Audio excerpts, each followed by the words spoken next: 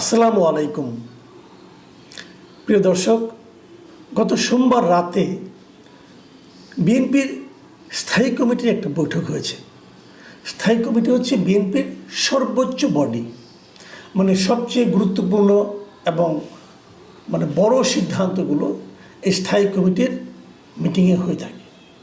সেই স্থায়ী কমিটির মিটিংয়ে গুরুত্বপূর্ণ দুটি সিদ্ধান্ত হয়েছে। একটি সিদ্ধান্ত হলো যে তারা পিআর পদ্ধতিতে নির্বাচনে যাবে না, যে পিআর পদ্ধতি নিয়ে জামাতে ইসলাম বেশ মাঠ গরম করছে এবং বলছে তারা পিআর পদ্ধতিতে নির্বাচনটা চায়। পিআর পদ্ধতি মানে যে প্রতিটা আসনের জন্য একজন করে প্রার্থী থাকবে তা নয়, সারা দেশের মানুষ একটা পার্টিকে ভোট দিবে, তারপর সেই পার্টি নির্ধারণ করে দেবে তার কোন আসনে কোন প্রার্থী হবে জেতার পর, এবং কোন পার্টি কত শতাংশ ভোট পেল সেই অনুযায়ী তাদের আপনার এমপি সংখ্যা নির্ধারিত হবে। এটা নিয়ে আরও ডিটেল আলাপ করা যেতে পারে, অনেক বড়, কিন্তু যেহেতু এটা আলটিমেটলি বিএনপি এই নির্বাচন পদ্ধতিতে যাবেই না, কাজে এটা নিয়ে আর এখন যেটা হবে না সেটা নিয়ে আলোচনা করে কোনো লাভ নেই। তো বিএনপি এটা চায় না। আর তাদের দ্বিতীয় যে সিদ্ধান্তটা, সেটা আমার কাছে খুবই গুরুত্বপূর্ণ মনে হয়েছে। সেখানে বিএনপি বলেছে যে তারা কোনো রাজনৈতিক দলকে নিষিদ্ধ করার পক্ষে নয়। কোনো একটা রাজনৈতিক দলকে আপনি যে নির্বাহী আদেশে নিষেধ করে দিবেন, ওনারা এটা চান না। এইটা আমার কাছে, তাদের এই বক্তব্যটা আমার কাছে একটু বলেছে স্পষ্টভাবে, কিন্তু আমি ঠিক বুঝতে পারি না ওনাদের আচরণের মাধ্যমে এটা আসলে কেন। কারণ এর আগে যখন আওয়ামী লীগকে নিষিদ্ধ করা হয় একটা নির্বাহী আদেশের মাধ্যমে, তখন কিন্তু বিএনপি কোনো প্রতিবাদ করেনি।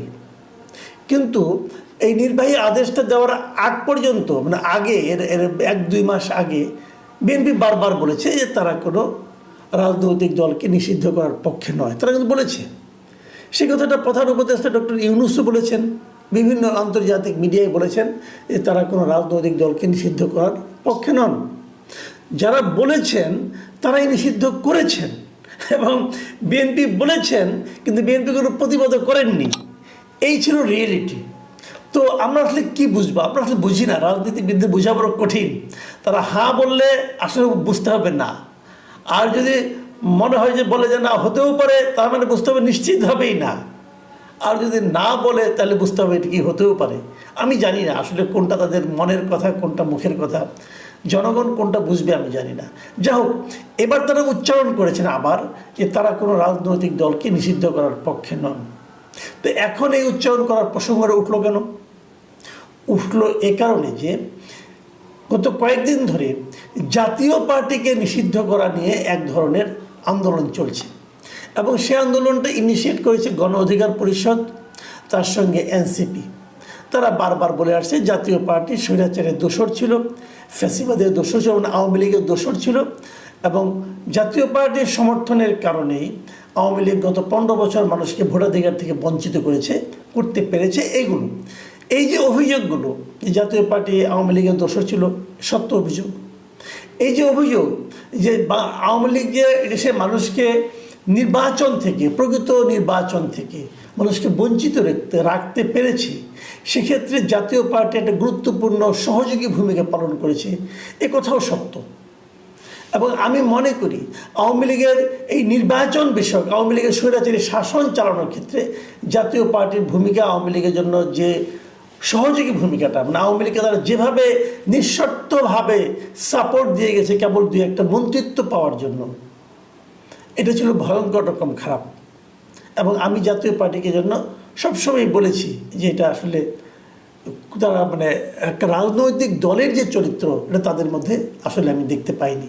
তারা খুবই জঘন্য কাজ করেছে, এবং জঘন্য কাজের সাজাও হতে পারে, শাস্তিও হতে পারে। কিন্তু যে কথাটা আমি সবসময় বলি, আগেও বলেছি, একটা পলিটিক্যাল পার্টি যত খারাপ আচরণ করুক তার শাস্তি দেবে জনগণ, অন্য কেউ না, সরকার নয়। আর এই ধরনের অনির্বাচিত সরকার তো আরও নয়।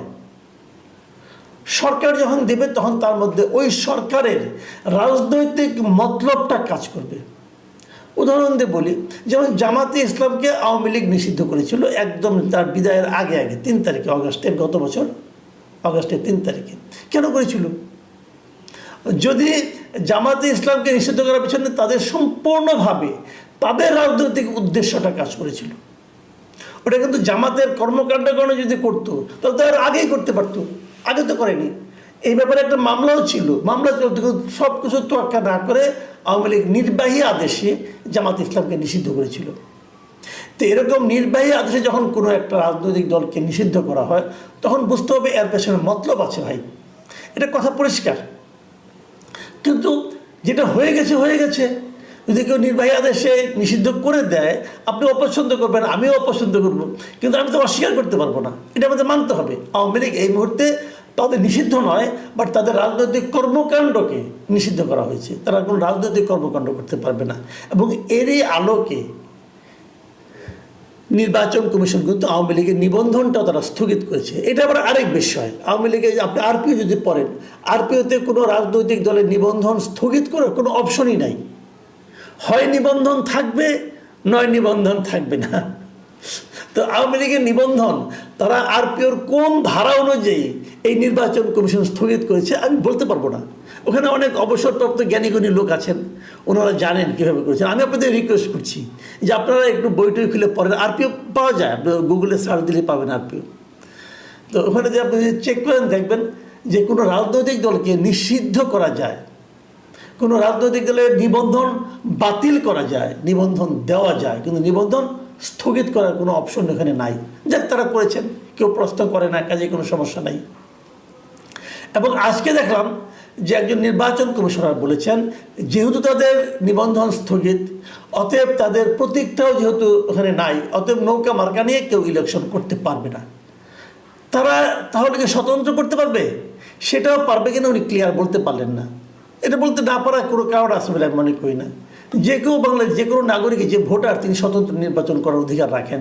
যদি স্বতন্ত্র নির্বাচন করার যে বাধ্যবাধকতা আছে যে সেগুলি পূরণ করতে পারেন, কাজে যাও তিনি তাও এটা বলতে রাজি না, কারণ বললে পরে কোন ঝামেলায় পড়ে যায়। সবাই অতি সতর্ক, যে যাও সতর্ক থাকুন, ওরা কোনো সমস্যা নেই। তবে একটা জিনিস ওনারা বলেছেন যে এই ধরনের ফৌজদারি মামলা যদি কারোর বিরুদ্ধে হুলিয়া থাকে, মানে উনি যদি পলাতক থাকেন, দেশের বাইরে থাকেন অথবা অন্য কোথাও পালিয়ে থাকেন, তাহলে উনি নির্বাচনে অংশ নিতে পারবেন না। আমি এই নিয়মটাকে, এই আইনটাকে, মানে এই পদ্ধতিটাকে আমি সমর্থন করি। যে আপনি হুলিয়া নিলে আপনি তো আইনের চোখে ফেরারি, তো ফেরারি লোক নির্বাচন করবে কেন? এটা করা উচিত না। উনি ধরা দেখ জেলখানা থেকে নির্বাচন করবে, সমস্যাটা কি? কিন্তু ফেরারি হলে নির্বাচন করতে পারবে না বলে নির্বাচন কমিশন যে কথাটা বলেছে আমি এটাকে সমর্থন করি। যাই হোক, আমি আবার সে আগের প্রসঙ্গে আসি। জাতীয় পার্টিকে যে নিষিদ্ধ করার দাবিটা উঠছে, এই দাবিটাকে বেসিক্যালি, এই দাবিটার প্রেক্ষিতেই বেসিক্যালি বিএনপি এই কথাটা বলেছে যে তারা কোনো রাজনৈতিক দল নিষিদ্ধের পক্ষে নয়।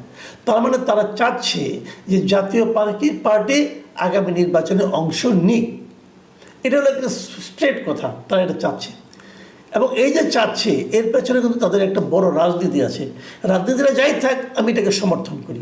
কারণ জাতীয় পার্টি যদি নির্বাচনে অংশ না নেয়, আমি আগে গত কয়েকদিন বলেছি আমি যে জাতীয় পার্টিকেও নির্বাচনের বাইরে রাখা যায়, তাহলে কিন্তু পুরো নির্বাচনের নাটা এটা চলে যাবে জামাত ইসলামের কাছে।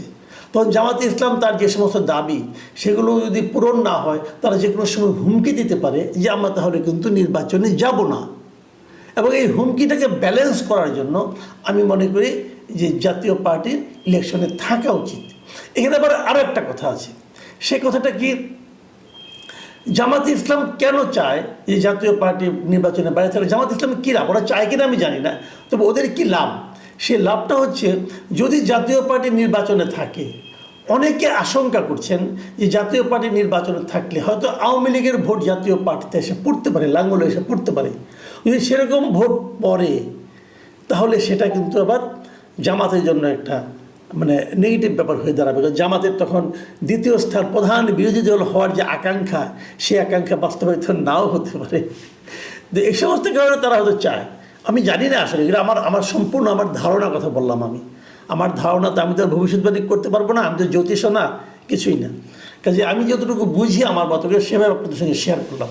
কিন্তু আমার কাছে যে জিনিসটা লেগেছে ভালো, একদিক দিয়ে ভালো লেগেছে যে কোনো নির্বাচনী দলকে, কোনো মানে রাজনৈতিক দলকে নিষিদ্ধ করার ব্যাপারে বিএনপির যে অভিমত সেটা ভালো লেগেছে।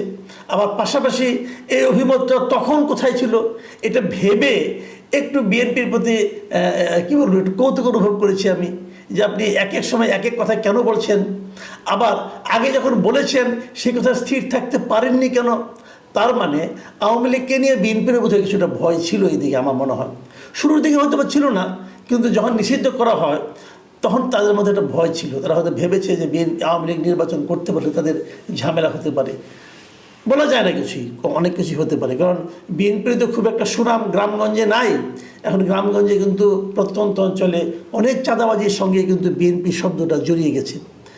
যাক, তবুও এই প্রেক্ষিতে শেষমেশ এসে এই যে রাজনৈতিক দল, সেটা জাতীয় পার্টি বিএনপি যে কোনো দলই হোক না, জাতীয় পার্টি আওয়ামী লীগ অথবা অন্য কোনো দল, যে দলই হোক না কেন, রাজনৈতিক দলকে নির্বাহী আদেশে নিষিদ্ধ করার যে প্রচেষ্টা, বিএনপি যে এর বিপরীতে দাঁড়িয়েছে, এই জন্য আমি বিএনপিকে সাধুবাদ জানাতে চাই। আমি বিএনপির প্রতি আমার অনুরোধ থাকবে, আপনারা এই পয়েন্টে থাকবেন ভাই, কারণ এটা কোনো ভালো উদাহরণ নয়। সব দলকে সরিয়ে দিয়ে নিজে নির্বাচিত হওয়ার আনন্দও নাই।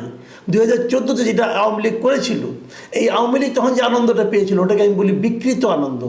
সারা দুনিয়ার কাছে কিন্তু এটা আওয়ামী লীগের জন্য কোনো সুনাম বয়ে আনেনি, এবং তারও চেয়ে বড় কথা, এটা কোনো নির্বাচনও হয় না এটা এভাবে।